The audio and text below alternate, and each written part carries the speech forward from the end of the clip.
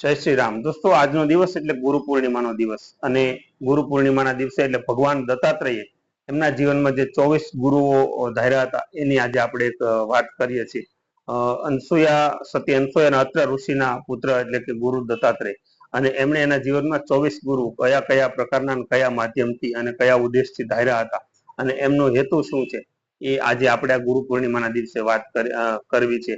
તો આવો જાણીએ આપણે આજની વાત. સૌપ્રથમ ક્રમે આવશે પૃથ્વી, કે પૃથ્વીને એમણે ગુરુ ધારી હતી, એટલે કે સહનશીલતા અને પરોપકારની ભાવના આપણે છે ને પૃથ્વી પાસેથી શીખી શકીએ. પૃથ્વી પર લોકો અનેક પ્રકારના આઘાત કરતા હોય છે, અનેક પ્રકારના ઉત્પાદ કરતા હોય છે, અનેક પ્રકારના ખોદકામ બાંધકામ ઘણું બધું કરતા હોય છે.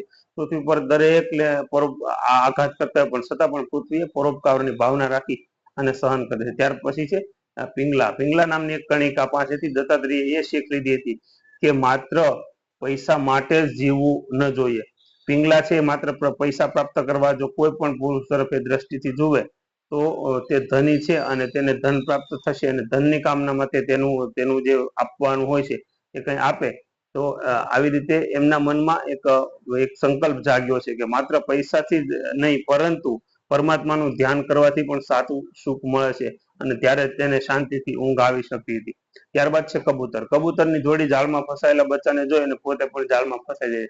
તેનાથી એ શીખ લઈ શકાય કે કોઈની સાથે પણ વધુ પ્રકારનું મોહ માયા કે દુઃખનું કારણ બને. જેમ મેં પેલો વિડીયો બનાવ્યો હતો કમ્ફર્ટ ઝોન, એ પણ આને લગતો જ હતો. ત્યારબાદ આવે છે સૂર્ય પાસેથી દત્તાત્રેયજીએ એ શીખ લીધી હતી કે તે એક જ હોવા છતાં પણ અલગ અલગ માધ્યમોથી અલગ અલગ જગ્યાએ દેખાય છે. એમ આત્મા પણ એક જ છે પરંતુ તે અનેક રૂપમાં જોવા મળે છે. ત્યાર પછી આવશે વાયુ. જે પ્રકારે સારી કે ખરાબ જગ્યાએ ગયા પછી વાયુ પણ મૂળ સ્વરૂપની અંદર સ્વચ્છ જ રહે છે, એ જ રીતે સારા કે ખરાબ લોકોની સાથે રહેવા છતાં પણ આપણે આપણું પોતાનું ઈચ્છાપણું એટલે કે સ્વારાપણું એટલે કે આપણી સ્વચ્છતા છે એ આપણે છોડવી ન જોઈએ. ત્યારબાદ આવે છે હરણ. તો હરણ ઉછળ કૂદ મોજ મસ્તીમાં એટલું ખોવાઈ જાય છે કે તેને પોતાની આસપાસ સિંહ કે બીજા કોઈ હિંસક જાનવરોનો પણ આભાસ નથી થતો. નજીક આવી જાય તો પણ ખબર નથી પડી શકતી, તે માર્યું જાય છે. તેનાથી એ શીખી શકાય કે આપણે ક્યારેય પણ મોજ મસ્તીમાં આપણા જીવનમાં લાપરવાહ ન બનવું જોઈએ, કે આપણા સુધી મોત આવી જાય તો પણ આપણને ખબર ન રહે. ત્યારબાદ છે સમુદ્રના જીવનમાં ઉતાર ચઢાવમાં પણ ખૂબ જ ગતિશીલ અને સહનશીલતા હોય છે, એટલે આપણે સમુદ્ર જેવું પણ રહેવું જોઈએ. ત્યારબાદ છે પતંગિયું. જે રીતે પતંગિયું આબ તરફ આકર્ષક થઈને બળી જાય છે, એ જ રીતે રૂપ રંગથી આકર્ષિત થઈને જૂઠા મોહમાં ગૂંચવાય ન જવું જોઈએ. ત્યારબાદ છે હાથી છે એ હસ્તીના સંપર્કમાં આવતાની સાથે તેની પ્રત્યે અશક્ત થઈ જાય છે, અને હાથીથી એ શીખી શકાય કે સંન્યાસી અને તપસ્વી પુરુષે પણ સ્ત્રીથી ખૂબ જ દૂર રહેવું જોઈએ. ત્યારબાદ છે આકાશ. દત્તાત્રેયજી આકાશથી એ શીખી હતી કે દેશકાળ પરિસ્થિતિઓ સાથે લગાવથી ખૂબ દૂર રહેવું જોઈએ. ત્યારબાદ છે જન્મ. દત્તાત્રેયજીએ પાણીથી એ શીખ લીધી કે આપણે પાણીની જેમ સદૈવ પવિત્ર રહેવું જોઈએ. હવે છે મધપૂડો. એટલે મધપૂડામાંથી દત્તાત્રેયજી એ શીખ લીધી કે મધપૂડામાંથી મધ કાઢનાર મધમાખીઓ પણ એકઠું કરે છે, અને એક દિવસ મધપૂડામાં મધ કાઢનાર બધું જ મધ લઈ જાય છે. આ વાતથી એ શીખી શકાય કે જરૂરિયાતથી વધુ વસ્તુઓ એકઠી કરીને ન રાખવી જોઈએ. ત્યારબાદ છે માછલી. આપણે સ્વાદનો લોભ ન રાખવો જોઈએ. માછલી કોઈ કાંટામાં ફસાયેલા માંસના ટુકડાને ખાવા માટે ચાલી આવે છે અને અંતે તે પ્રાણને ખોઈ બેસે છે. એટલે આપણે પણ ઘણીવાર સ્વાદનો એટલો બધો મોહ થઈ જાય કે આપણે બધું ભૂલી જતા. એટલે આટલો મોહ ન રાખવો અને એવું ભોજન કરવું કે જે સ્વાસ્થ્ય માટે સારું હોય. ત્યારબાદ છે ટીટોડી, ક્રોચ. એટલે કે ક્રોચ પાસેથી એવું શીખવું જોઈએ કે વસ્તુઓ પાસે રાખવાનું છોડવું જોઈએ. એ પક્ષી છે માંસના ટુકડાને હાથમાં દબાવીને રાખે છે પરંતુ તેને ખાતું નથી. જ્યારે બીજા બળવાન પક્ષી છે એને ટુકડાને જુએ છે અને તરત એની પાસેથી છીનવી લે છે, અને પછી એ છીનવા પછી જ એને છોડે છે. તો આ પણ એક ગુણ હતો. ત્યારબાદ છે બાળક. નાના બાળકથી શીખ એ મળે કે હંમેશા ચિંતા મુક્ત અને પ્રસન્ન રહેવું જોઈએ.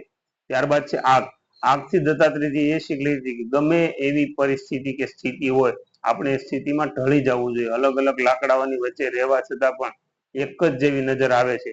આપણે પણ દરેક સ્થિતિમાં એક જેવું રહેવું જોઈએ. ત્યારબાદ છે ચંદ્ર.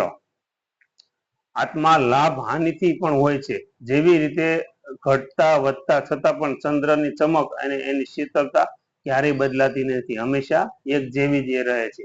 આત્મા પણ કોઈ પણ પ્રકારના લાભ હાનિથી આ બદલાતી નથી, આપણું જે આત્મા છે એ સ્થિર રહે છે. ત્યારબાદ છે કુંવારી કન્યા. કુંવારી કન્યા પાસેથી દત્તાત્રેયજીએ એ શીખ લીધી કે એકલા રહીને પણ કામ કરતા રહેવું જોઈએ અને આગળ વધતા રહેવું જોઈએ. દત્તાત્રેયજીએ એક કુંવારી કન્યા જોઈ અને જે ધાન્ય ફૂટી એટલે કે અનાજને ફૂટી રહી હતી. ધાન્ય ફૂટતી વખતે તે કન્યાઓ બંગડીના અવાજ કરી રહી હતી. બહાર મહેમાન બેઠા હતા જેમને બંગડીના અવાજથી પરેશાન થઈ રહી હતી. ત્યારે તે કન્યાએ બંગડીઓ જ તોડી નાખી અને હાથમાં બસ એક બંગડી રહેવા દીધી. ત્યારબાદ કન્યાએ અવાજ કર્યા વગર એ ધાન્યને એટલે કે અનાજને એ ફૂટ્યું. આપણે પણ બીજાને પરેશાન કર્યા વગર શાંતિથી રહી અને આપણે આપણું કામ કરવું જોઈએ. ત્યારબાદ છે સરકૃત કે તીર બનાવનારો. જે તીર બનાવનારો હોય છે ને તે તો અભ્યાસ અને વૈરાગ્યથી મનને વશમાં રાખવું જોઈએ. દત્તાત્રેયજીને એક તીર બનાવનારો જોયો. એ તીર બનાવવામાં એટલો મગ્ન હતો કે તેની પાસેથી રાજાની સવારી નીકળી ગઈ, પરંતુ તેનું ધ્યાન ભંગ ન થયું અને પોતાનું એ કામ કરતા એટલે કામમાં ધ્યાન તલ્લીન રાખવું એ પણ કહેવાય. ત્યારબાદ સાપ. દત્તાત્રેયજીએ સાપ પાસેથી એ શીખ લીધી કે કોઈ પણ સંન્યાસીને એકલા જ જીવન વ્યતીત કરવું જોઈએ. ક્યારે એક જગ્યાએ રોકાઈ ન રહેવું જોઈએ. એક જગ્યાએથી બીજી જગ્યાએ જ્ઞાન એકત્ર કરવું જોઈએ અને જ્ઞાન વેચતા રહેવું જોઈએ. ત્યારબાદ છે કરોળિયો. કરોળિયા પાસેથી દત્તાત્રેયજીએ એ શીખ લીધી કે ભગવાન માયાજાળ રચે છે અને તેને સમાપ્ત પણ કરી દે છે. એ જ રીતે કરોળિયો પણ પોતે જાળ બનાવે છે અને તેમાં જ એ વિચરણ કરે છે અને અંતે પોતે જ તેને ગળી જાય છે.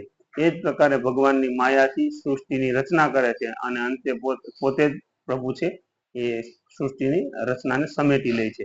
ત્યારબાદ છે ભૃંગી કીડો એટલે ભમરો. આ કીડાથી દત્તાત્રેયજી એ શીખ લીધી કે સારા હોય કે ખરાબ હોય, જ્યાં જેવા વિચારોથી મન લગાવશો મન એવું જ થઈ જશે. ભમરો કે મધમાખી. ભમરાથી દત્તાત્રેયજી એ શીખ લીધી કે જ્યાં પણ સાર્થક વાત શીખવા મળે તેને ગ્રહણ કરી લેવી જોઈએ. જે પ્રકારે ભમરો કે મધમાખી અલગ અલગ ફૂલોથી પરાગ એટલે કે મધમાખી જે હોય ને એ ફૂલડામાંથી એમનો રસ લઈને આવે છે, એ રીતે એ મધપૂડો બનાવતા છે. ત્યારબાદ છે અજગર. અજગર પાસે દત્તાત્રેયજીએ એ શીખ લીધી કે આપણે જીવનમાં સંતોષી બનવું જોઈએ. જે મળી જાય તેનો ખુશીથી સ્વીકાર કરી અને ખુશીથી અને રાજીથી રહેવું જોઈએ. તો આ રીતે ગુરુ દત્તાત્રેયજીએ એમના જીવનમાં 24 પ્રકારના જીવિત કે નિર્જીવિત તમામ જે અમુક માધ્યમો છે એમના પછી ઉદ્દેશ લઈ અને આવા 24 ગુરુઓનું એમણે એક ગુરુ ધાર્યા હતા અને ગુરુ ધારણા કરી અને એ એમના મૂળ સિદ્ધાંતો ઉપર દત્તાત્રેયજી છે એનું અનુકરણ કરતા હતા. મિત્રો, આ વાત છે એ એક ઋષિ એટલે કે દત્તાત્રેય ભગવાન હતા એમની છે.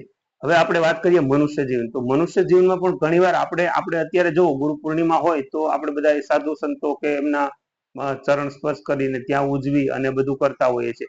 એ તો હોય જ છે, પણ એ તો ખૂબ વંદનને પાત્ર છે. પણ ઘણીવાર જીવનમાં એવા લોકો પણ હોય છે કે જે આપણી સાથે ગુરુનું સ્થાન નિભાવી જાય છે.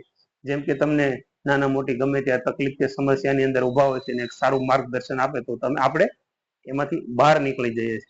અને ખાસ કે એવા લોકોને પણ આપણે ગુરુ તરીકે માનવા જોઈએ કે જેને જીવનમાં તમારા અહિત કરવામાં એનો મુખ્ય ફાળો હોય, પરંતુ એને ભલે અહિત કરવું હોય એની વિચારધારા એ હોય, પણ એ કરવા માટે તમારું હિત થઈ ગયું હોય અને આપણું હિત થઈ ગયું હોય અને આપણને એમાંથી કંઈક નવું શીખવા કે જાણવા મળ્યું એટલે કે એવી કંઈક નવી શીખ મળી હોય, એવા જો કોઈ વ્યક્તિ હોય ને તો આપણે એને પણ ખરેખર ગુરુના સ્થાને આપવો જોઈએ. એને પણ વંદન કરવા જોઈએ કે તમે આ વસ્તુ કરી, તમારા લીધે અમારું તો ભલું થયું છે, તમારો વિચાર જે હતો એ તમને મુબારક. એને પણ વંદન કરી અને આજના દિવસે આ બહુ પાવન અને પવિત્ર દિવસ આ ભારત ભૂમિની અંદર આજે ખૂબ સરસ મજાનો માહોલ છે. તો આ દિવસે તમામ ગુરુઓને આજના આ પવિત્ર દિવસે સત વંદન કરીએ છીએ. એમના શરણોમાં લાખો પ્રણામ સાથે આજનો આ વિડીયો આ સ્ટોરી બનાવી અને આપ સૌની સમક્ષ મૂકી છે. આપને સ્ટોરી કેવી લાગી એ જણાવશો અને આવા જ પ્રકારની વાતોને જોવા માટે આપ અમારા રાજેશ સોઢવડિયા સોશિયલ મીડિયા સાથે જોડાઈ રહેશો. Thank you. જય હિન્દ, જય ભારત, જય જય ગરવી ગુજરાત.